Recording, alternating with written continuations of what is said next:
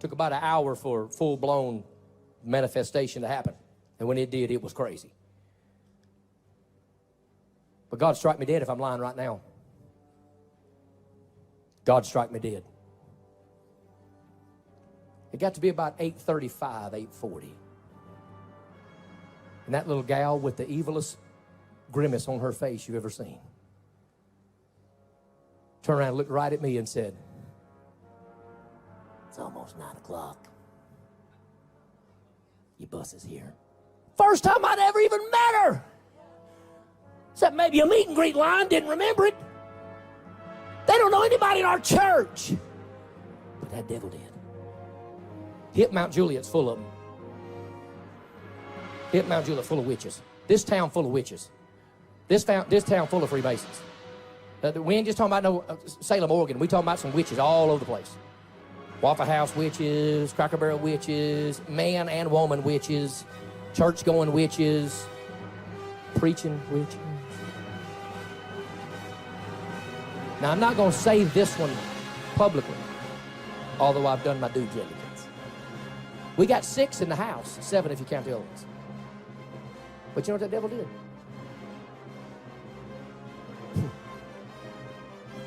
Gave us the name, address, birthday, age, business, and next move of a head witch, a man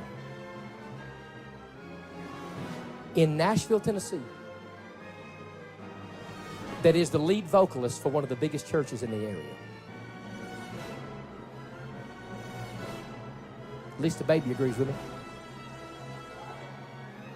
Now, I'm going to tell you something. I respect that church and that pastor enough. Now, the deal last week with Journey Church in Franklin, I ain't got no respect for them. Pedophile harborers. But I respect that pastor enough to make at least this promise. And we'll call him this week, the pastor. 3 of you are in this room right now.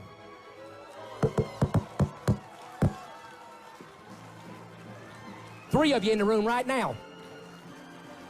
You better look in my eyeballs. We ain't afraid of you, you stinking witch.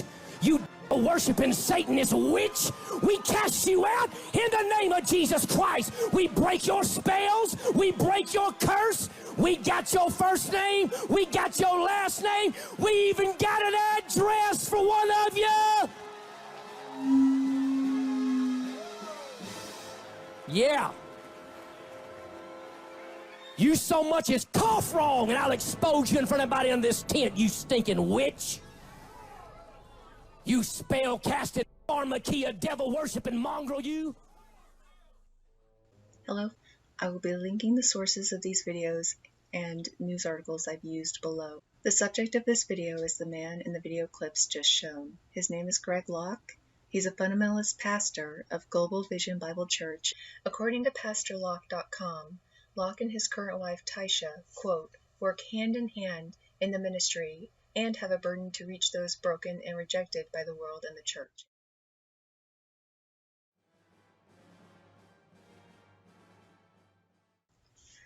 It's not just witches that Locke has targeted. Locke has also claimed that autistic people are demonized because autism is not mentioned in the Bible. Quite frankly, neither are a whole host of other conditions. Maybe because the biblical writers weren't made aware of these conditions existing, or the conditions only became widespread after the time the Bible was written. Locke has also called out, quote, lukewarm Christians for enabling the spiritual wickedness because they challenged his decision to kick out the so-called witches from his church. How could someone become so hostile towards people simply for disagreeing with them? Let's dig a little deeper.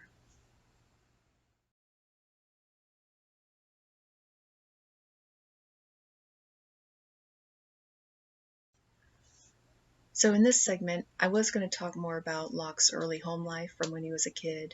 Honestly though, the only thing relevant about it for the purpose of this video is that he had anger issues since he was little. According to Locke, he was arrested about 5 times, mostly for getting into fights. Many classmates were scared of Locke and usually avoided him altogether. According to one classmate, quote, he was looking for things to get mad about. And also, everybody knew, keep your distance from him because he's a loose cannon. Greg Locke converted to evangelical Christianity and gave his first sermon in 1992 when he was 16 years old. He went on to receive a bachelor's degree in biblical studies from Ambassador Baptist College in 1998 and a master's degree in revival history from the Baptist School of New England in 2000. Both of these schools are independent fundamentalist Baptist institutions. In 2006, Locke founded the Global Vision Baptist Church, which was later called by its current name when Locke decided to step away from the Baptist denomination. Now Locke appears to be the sole person in charge at his church. There are no elders, deacons, or any other person besides Locke to serve in an oversight capacity.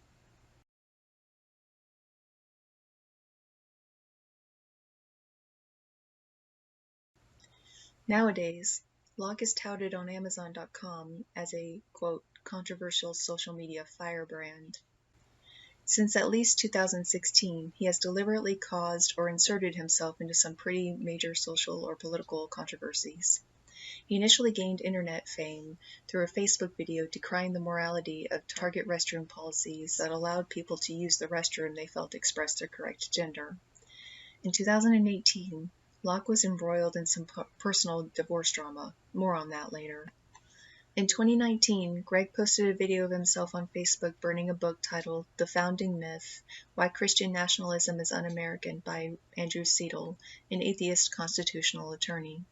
In his book, Seidel had argued that the United States was not built as a Christian nation. After the book burning, Mr. Locke said, quote, I was just making my point that any history of America that would exclude God or the Bible or a pastor's viewpoint is just really ridiculous, end quote.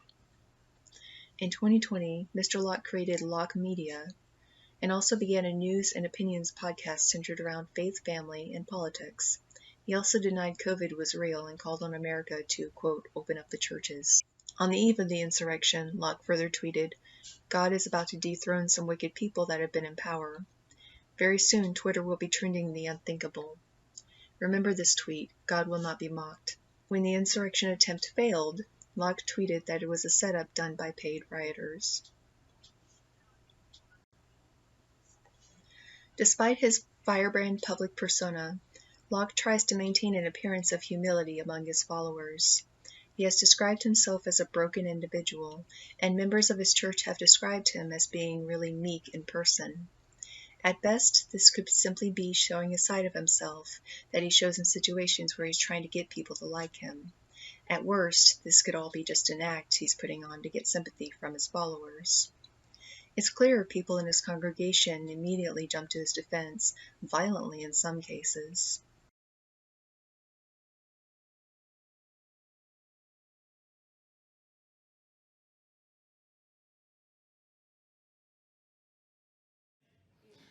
And the biggest problem we have right now is this man right here is not living up to what a pastor needs to be. And I'm telling you right now, he is not. Get out of here now. Go on. You're going to leave. I'm going to call the law on you. He is not. Get out. Don't touch me. Walk out. I have you right now. Walk out. Do not touch me. That's assault. Right now. If you touch me, Get it's out of assault. here. If you are, old brother.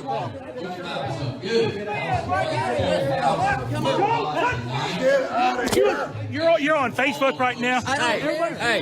And you're assaulting. Don't assault me. You want me to call the police? This man is a devil. His wife. He put his wife on a bus. Call the police. Don't touch me. It's assault. If you touch me again, You haven't seen assault. Get out of here. Get out of here. You threatening Y'all don't me? need to be throwing punches. Walk out of here. You're threatening me? No, you're threatening. Don't touch me. It's assault. You're assaulting me. Stop touching me. Stop touching me. Out the door. Stop touching me. Not to mention he has a massive audience on his social media platforms. His 3 books on Amazon all center around apocalyptic themes and spiritual warfare. to have mostly 5-star reviews, and he's been steadily making connections with some well-known and controversial figures in their own right. Clearly, his power stems from his followers and social connections, both off and online.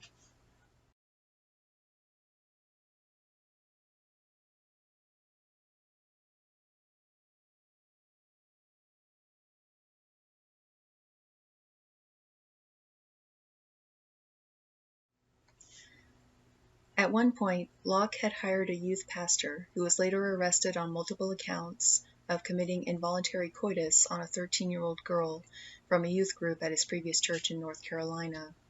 To Pastor Locke's credit, he did report the allegations made against the offender to the authorities as soon as he was made aware.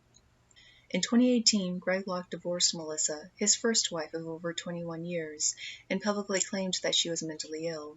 During the divorce proceedings, Greg also claimed to have depression and anxiety. According to Pulpit and Pen, Melissa was living in a women's shelter in Georgia. She had alleged physical abuse at the hands of Greg and revealed pages of vicious text messages her husband had sent her during their separation. Despite this, Melissa Locke attempted to salvage her marriage by ending the divorce proceedings she had initiated against him. Despite this, Greg Locke published a video claiming that he was a, quote, divorced pastor, end quote, and initiated divorce proceedings against her. In an interview held in 2019, Locke went on to say, quote, I'm legally remarried and I'm legally divorced, and I'm not going to live crazy and single for the rest of my life just to live in misery because my ex-wife decided to burn my life to the ground publicly with a bunch of lies about abuse and stuff, which my kids were mortified by, end quote.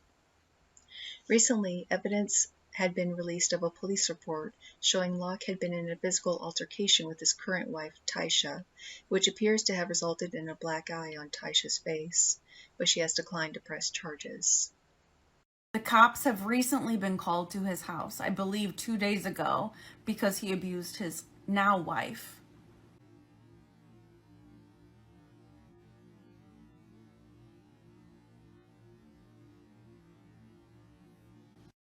And here's a picture of her face.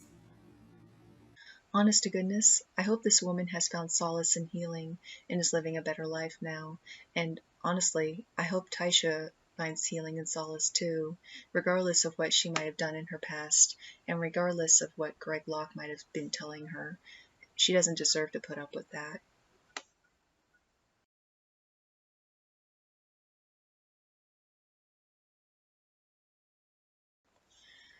Granted, most Christians aren't perfect saints, most people aren't perfect saints, and Locke has even described himself as a broken person. He's clearly latched on to his religion to give him a sense of meaning and purpose in his life, and anything he perceives as threatening to that purpose and way of life is met with extreme vitriol and hostility. I don't think harassing or cursing Pastor Locke is going to do any good, because that'll only confirm what he and his followers already think of witches. Yet, I don't think we should ignore him either. He has become too influential, and he would likely take it as a sign that witches are weak and easy for him and his followers to pick on. The best solution I can see is for people to spread awareness about him and his behavior. Even if one person considering whether to follow Locke on social media or not sees any of these videos about him that are being posted on YouTube and elsewhere, and is dissuaded from following him, then I would count that as a step in the right direction. I don't hate Locke or his followers or wish them any harm. Before Locke started calling out witches, I didn't even know who he was. I'm surprised, based on the information that's out there about him, that anyone would consider him a good spiritual leader to follow. If any of his current followers run across this video, I ask only that you ask yourself one question. If Greg Locke had to choose between doing the right thing by his community and doing something in his own best interest at the expense of his community, which do you think he would choose?